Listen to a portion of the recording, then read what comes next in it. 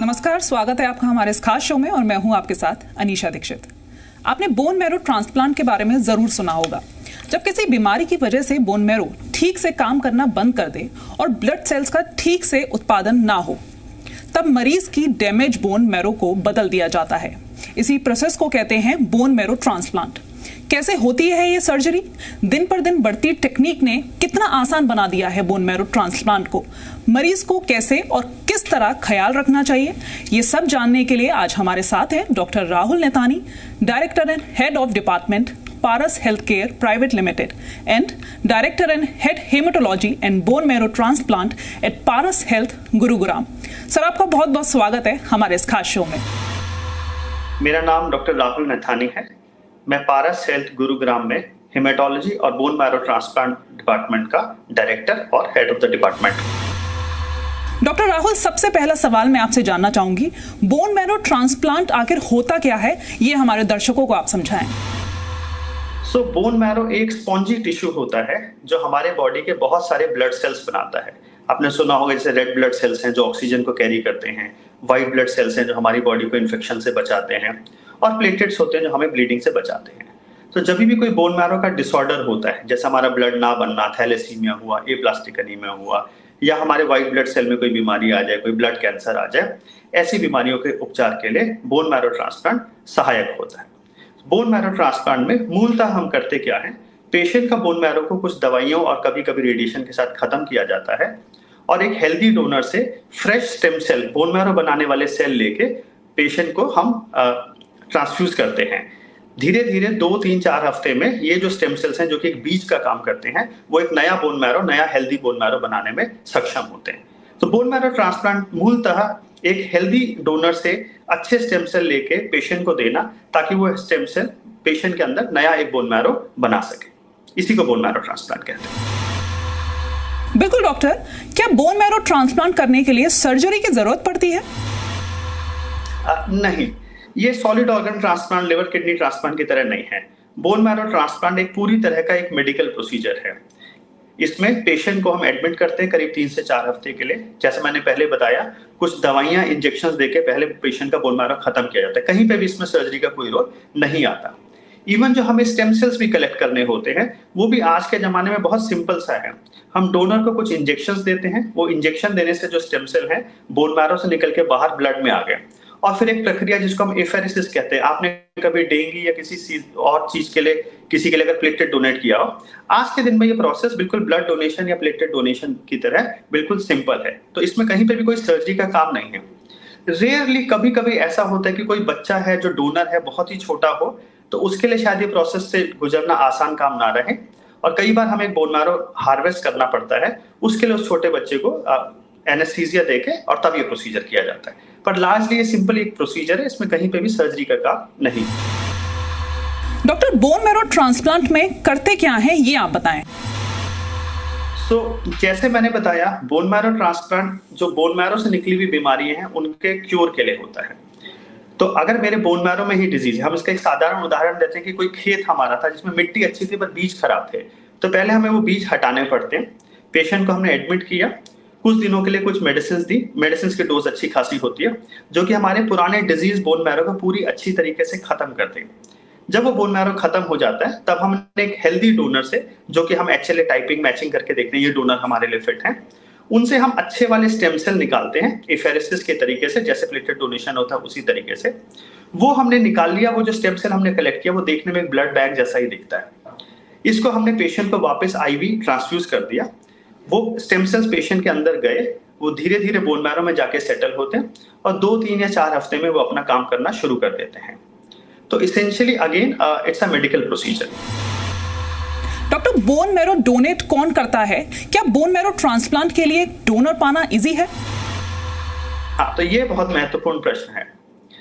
जब हम bone marrow transplant की बात करते हैं तो 2 तरीके के ट्रांसप्लांट होते हैं। एक होता है ऑटोलोगस ट्रांसप्लांट, जो माइलोमा, लिम्फोमा जैसी बीमारी में किया जाता है, जिसके लिए डोनर की आवश्यकता नहीं होती।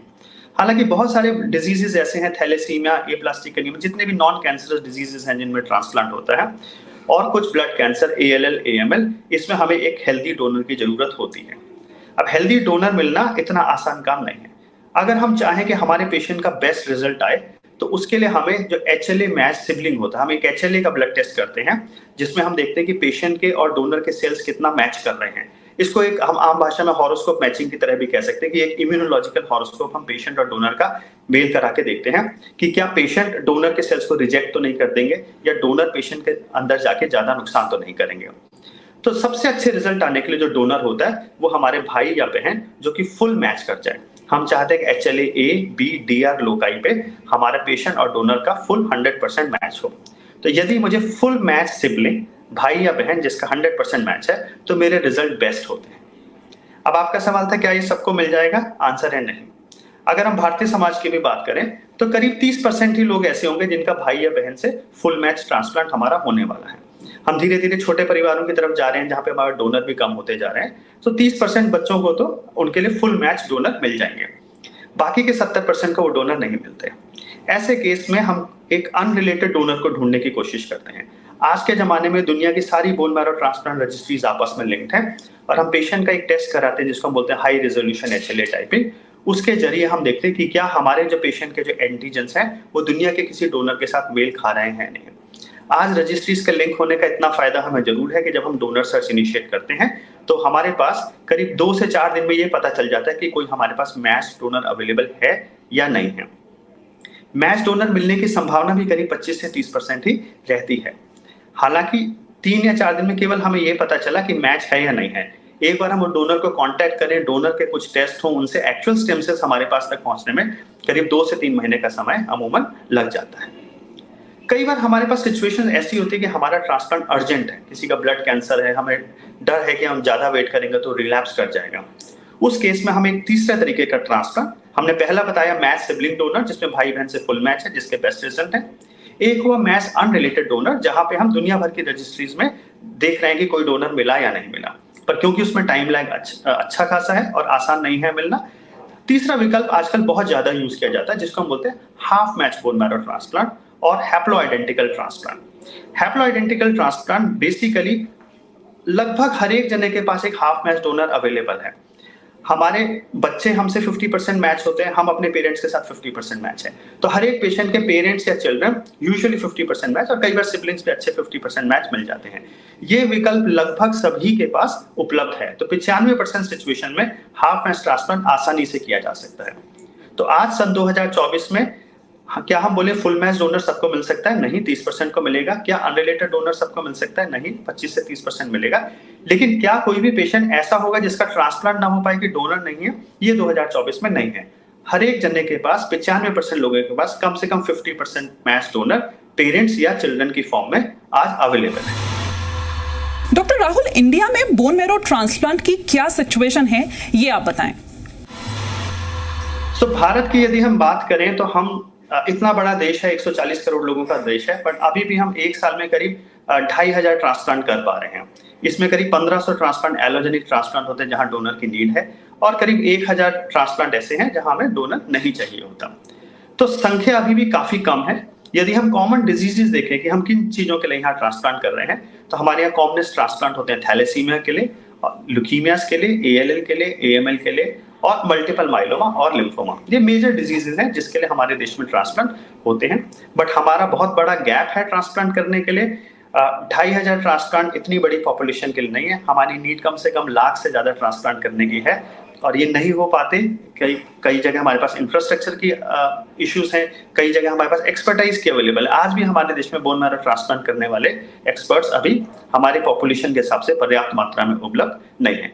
पर ये ब्रिज धीरे धीरे बढ़ रहा है। ये संख्या कुछ साल पहले तक 500 ट्रांसप्लांट के आसपास होती थी, जो लगातार हम देख रहे हैं कि अब हर साल हमारे नंबर ऑफ ट्रांसप्लांट सेंटर बढ़ रहे हैं और number of patients who are able to get benefit from the transplant is increasing.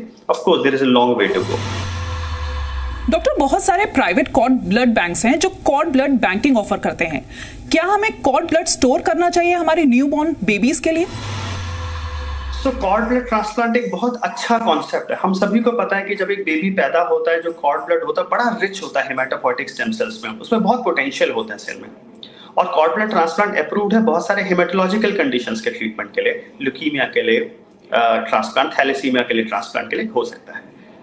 लेकिन इस डेटा को समहाउ बहुत ज्यादा मिसरीड किया जाता है और मिसरिप्रेजेंट किया जाता है। जब हम कॉर्ड ब्लड ट्रांसप्लांट की बात कर रहे हैं तो हम एक अनरिलेटेड कॉर्ड की बात कर रहे हैं कि अगर किसी को थैलेसीमिया हो गया तो उसी की कॉर्ड उस पेशेंट के काम नहीं आने वाली। बहुत सिंपल रीजन है, क्योंकि जिन पेशेंट को थैलेसीमिया है उनके स्टेम सेल में वो जेनेटिक डिफेक्ट ऑलरेडी अवेलेबल है।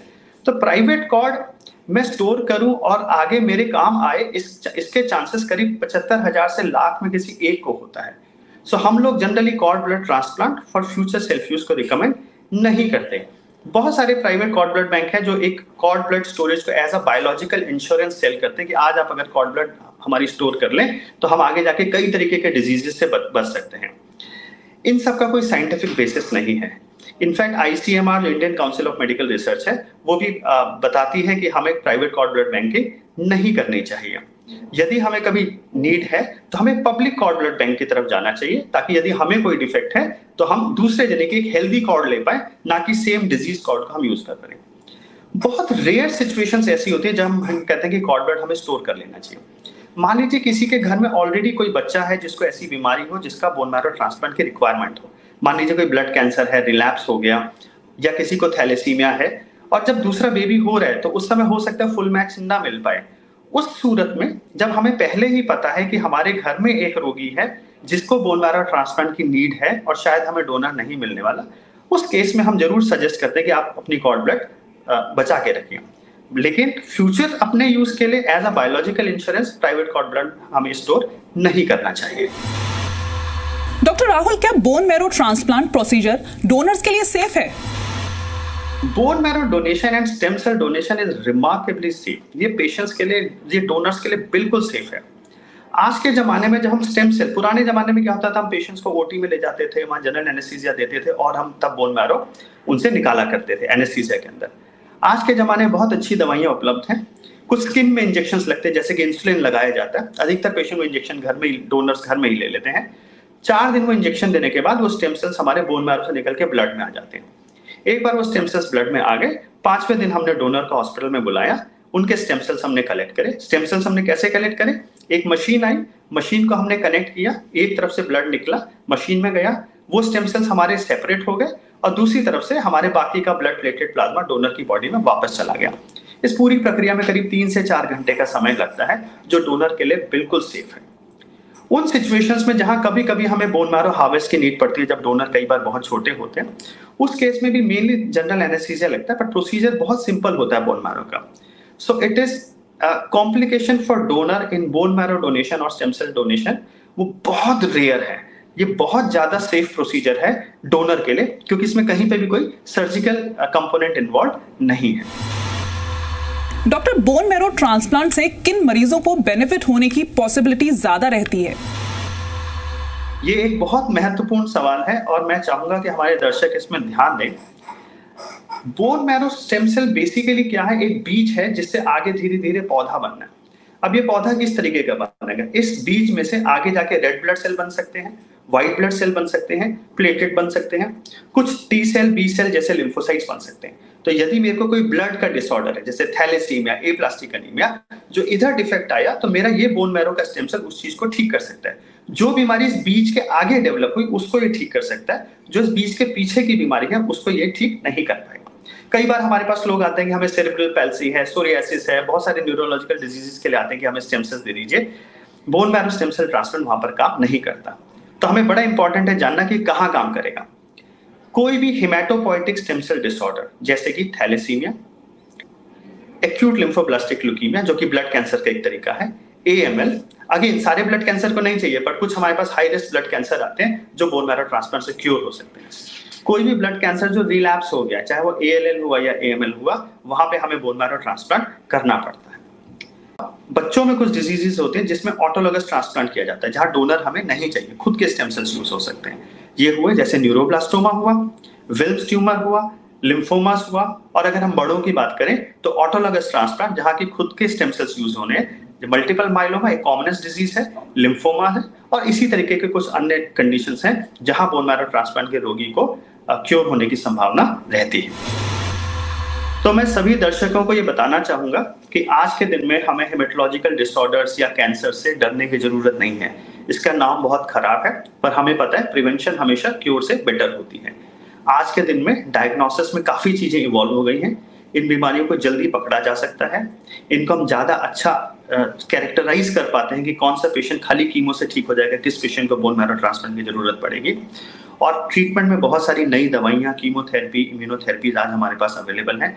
बोन मैरो ट्रांसप्लांट आज हमारे पास अवेलेबल है। बहुत सारी लैब्स अवेलेबल है, जो कई तरीके के टेस्ट जो 10 साल पहले हमारे देश में नहीं होते थे, आज हमारे देश में हो पा रहे हैं। तो हमें इससे डरने की आवश्यकता नहीं है, हमें अवेयरनेस की जरूरत है, हमें जागरूक रहना है, हमें पता रहना चाहिए। हमें कोई भी लक्षण आए उसको हम नजरअंदाज ना करें, अपने पास के डॉक्टर से मिलें, और यदि सही उपचार सही समय पर होता है तो हम एक अच्छे हेल्दी भविष्य की उम्मीद कर सकते हैं। धन्यवाद। Thank you doctor Rahul. Bone marrow transplant से जुड़ी काफी अहम जानकारियां डॉक्टर ने हमारे साथ शेयर की। उम्मीद है डॉक्टर के इन सुझावों से, इन जानकारियों से मरीजों को काफी मदद मिलेगी। हमारे इस खास शो में इतना ही। धन्यवाद।